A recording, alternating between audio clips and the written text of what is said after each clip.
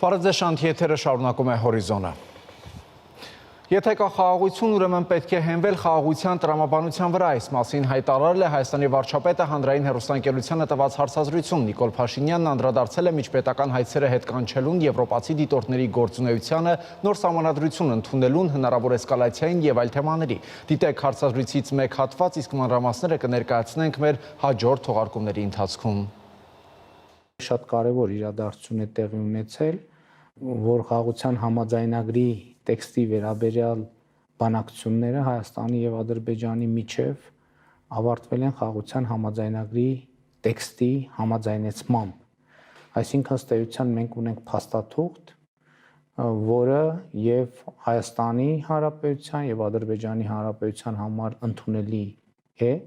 եւ հետեւաբար հաջորդ փուլը տրամաբանորեն պետք է լինի այդ փաստաթղթի ստորագրումը։ Ինչ վերաբերվում է էսկալացիոն տրամաբանությամբ լուրերի տարածմանը, կարծում եմ դրա նպատակներից մեկը այն է, որ նման լուրերի հոսքի ներքո քողարկել բուն լուրը։ Իսկ բուն լուրը հետեւյալն է, որ խաղաղության համաձայնագրի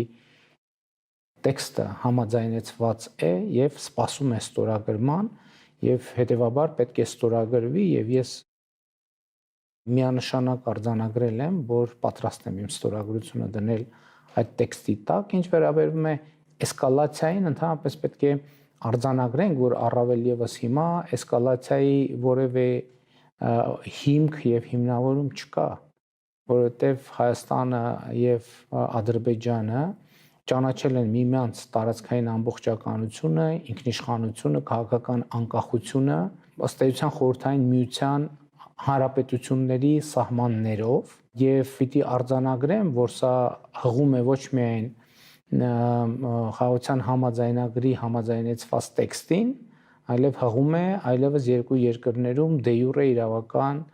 ուժ ունեցող փաստաթղթին, այն է երկու երկրների սահմանազատման հանձնաժողովների կանոնակարգին, որտեղ Ալմաթի հռչակագիրը, որում իմ նշած սկզբունքները արձանագրված են, ահա այդ սկզբունքները Ալմաթի հռչակագրի ձևով դարձել են Հայաստանի եւ Ադրբեջանի միջև սահմանների սահմանազատման բազային սկզբունք։ Այսինքն գիտեք, էսկալացիան կարող են լինել ուժեր, ովքեր էսկալացիայի կողմնակից են, կարող են լինել ուժեր, որոնք էսկալացիայի հակառակորդ են, բայց էսկալացիան պետք է ունենա հիմնավորում։ Այդ էսկալացիան մեր տարածաշրջանում էսկալացիան չունի որևէ հիմնավորում։ Հետևաբար այս կետից հաջորդ գործողությունը պետք է լինի խաղաղության համաձայնագրի ստորագրումը եւ նրա իրագործումը։ Արձանագրենք հետեւյալը, որ խաղաղության համաձայնագրի համաձայնեցված տեքստում ոչ մի միակողմանի պարտավորություն, ընդ որում ոչ Ադրբեջանի, ոչ մեզ համար չկա։ Երկրորդը տպավորությունը, թե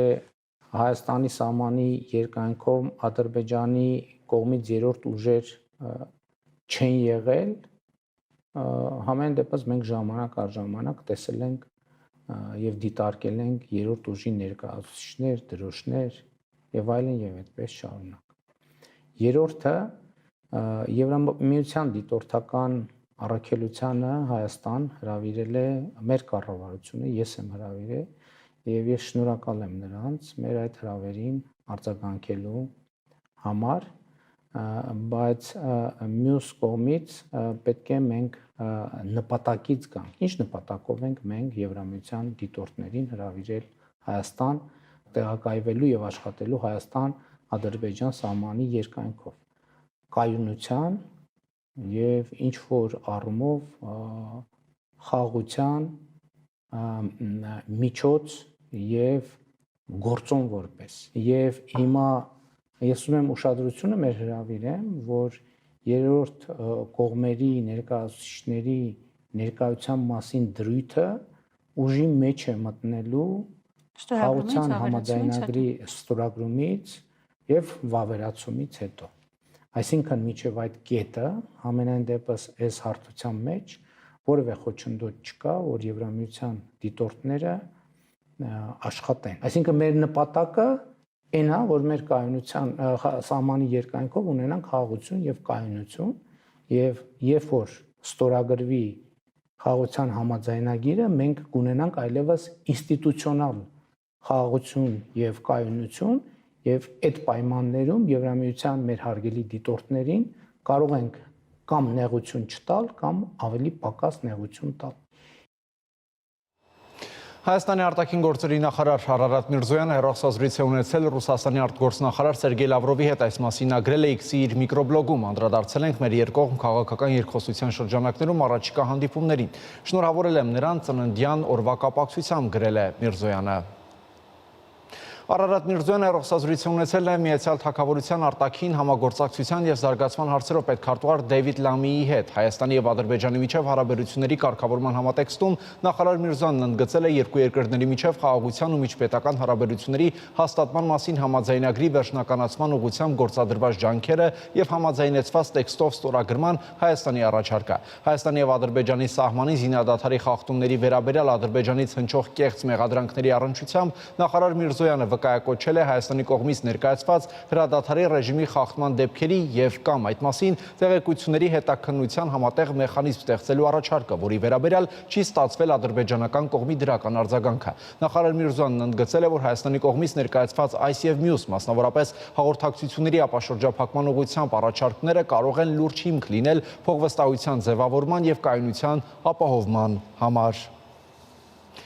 Պաշտպանության նախարար Սուրեն Պապիկյանը երեկ խորհրդարանում լրագրողների հետ ճեպազրույցի ժամանակ անդրադարձել է ադրբեջանական ապատեղեկատվություններին և սոցիալական ցանցերում տարածված այն տեղեկություններին, թե մարտի 20-ին Ադրբեջանը ինտենսիվ կրակոցներ է արձակել Սոտքի ուղղությամբ։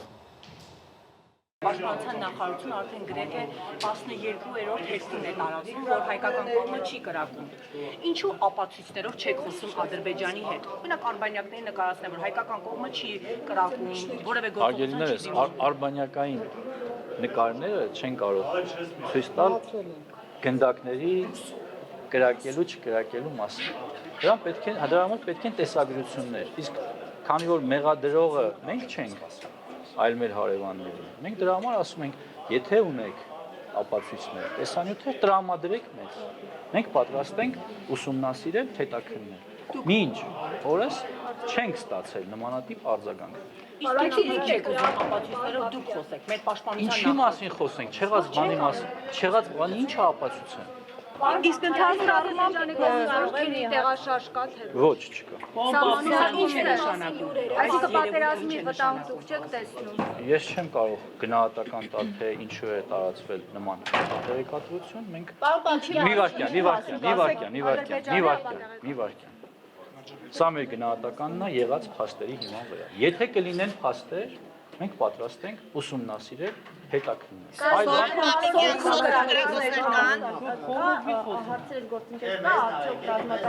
Հարգելի գործընկերներ, բայց հիմա հարցը այստեղից է։ Հարգելի գործընկերներ, որպեսզի նման գնահատական տամ, պետք են հետախուզական տվյալներ։ Այս պահին գետնի վրա նման երևույթ տեսանելի չէ։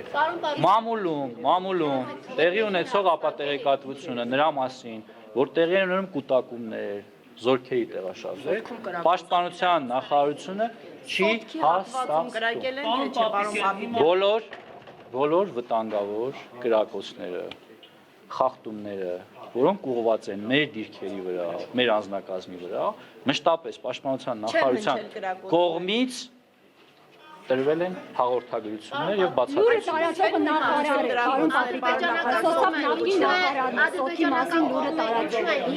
Եվ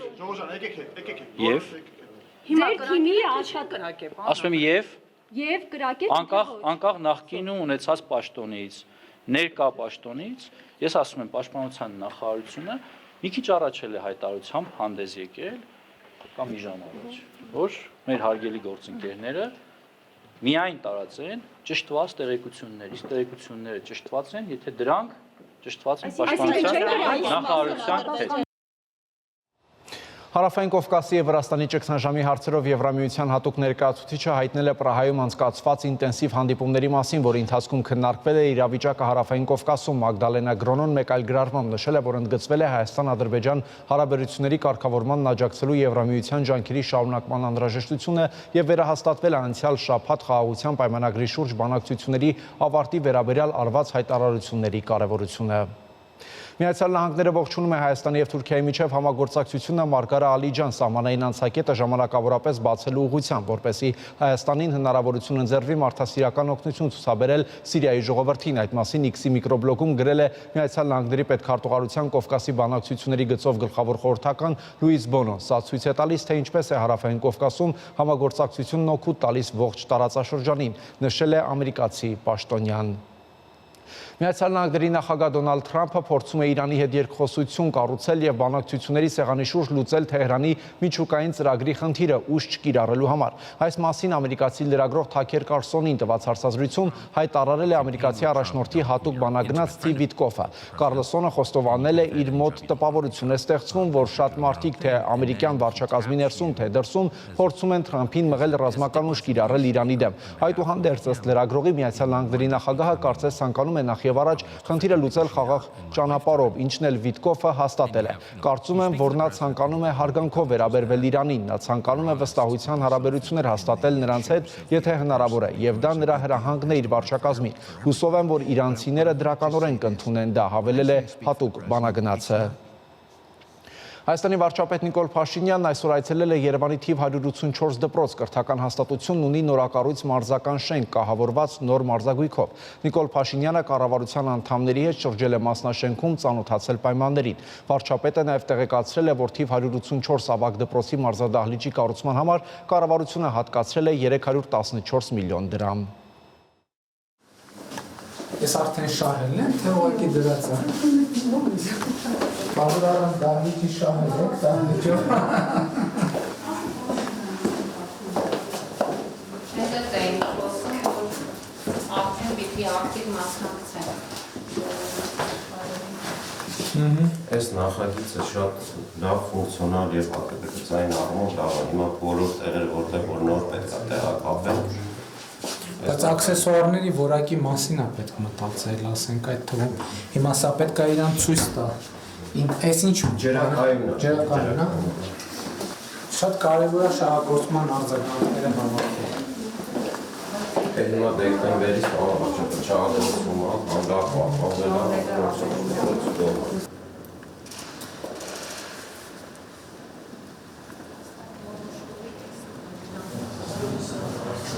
Դե հիմա տեսեք, բոլոր ընկերներում,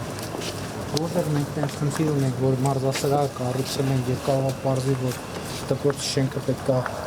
ապա մոնտաժենք 0-ից սարքենք։ Մեզ պլանա պետք ունենա, որ չկոնսերվացնենք, վերջը թաղ երեխեք են դպրոցա, կողքի դպրոցա, որ Դե կոնկրետ այստեղ ինձ թվում է։ ում համար Խնդիր չեն կունենա, ինքը առանձին մուտք ունի, կաշխատի։ Հետ եմ ասում, էլ չկոնսերվացնենք, ասենք հիմա դպրոցը։ Իհարկե, եթե կստացվի, որ առանձնթատելու անել ավելի լավ, բայց եթե հանկարծ կպարզվի, որ պետք է շենքը ապամոնտաժվի, ինքը կոնսերվացնելը ճիշտ չի, որտեղ մաշելու է առանց օգտագործում։ Այսքանը կհանդիպենք ժամը 18-ին առայժմ։